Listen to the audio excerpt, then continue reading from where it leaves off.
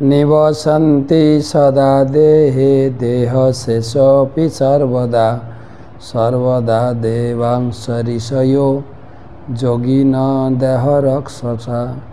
যিনি নিয়মিত গীতা পাঠ করেন তার দেহে দেবতা মুনি ঋষি যোগী তার দেহ রক্ষার জন্য অবস্থান করেন। আজকের গীতা পাঠ ৬ষ্ঠ অধ্যায় ৮ম শ্লোক।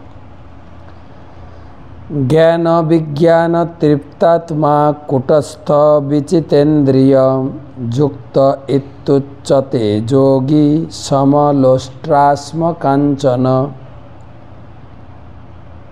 যিনি শাস্ত্রের জ্ঞান ও উপলব্ধ জ্ঞান বা তত্ত্বানুভূতির দ্বারা পরিতৃপ্ত হয়েছেন, যিনি চিন্ময় স্তরে অধিষ্ঠিত এবং জিতেন্দ্রিয় এবং যিনি মৃৎখণ্ড প্রস্তর ও সুবর্ণে সমদর্শী, তিনি যোগারূঢ় বলে কথিত হন এবং তাকে বলা হয় যোগী। আমাদের আলোচনা হচ্ছে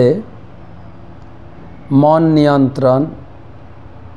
যিনি যোগ অভ্যাস করবেন, অষ্টাঙ্গ যোগ, ভক্তি যোগ, তাকে মন নিয়ন্ত্রণ করতে হবে। মন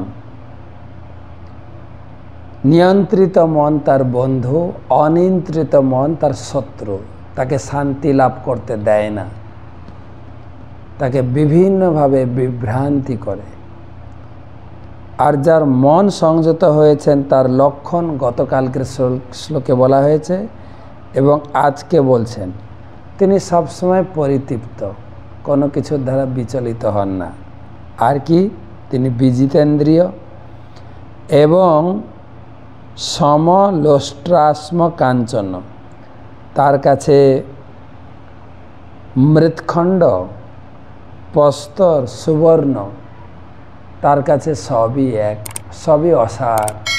কেবল ভগবান এবং ভগবানের সেবা তার জীবনের একমাত্র আনন্দ। আর কোনো কিছুকে নিজের জীবনের প্রয়োজন বলে মনে করেন না। যেখানে ভগবানের নাম হয় না, যেখানে ভগবানের সেবা হয় না, যেখানে ভগবানের কথা হয় না, যে খাবার ভগবানকে নিবেদন করা হয় না, সেটা তার কাছে অযোগ্য বলে মনে হয়। যত ভালো হোক না কেন, সোনা, মাটির ঢেলা এবং প্রস্তর সবই এক। ভগবান ব্যতি রেখে সব কিছুর মূল্যহীন।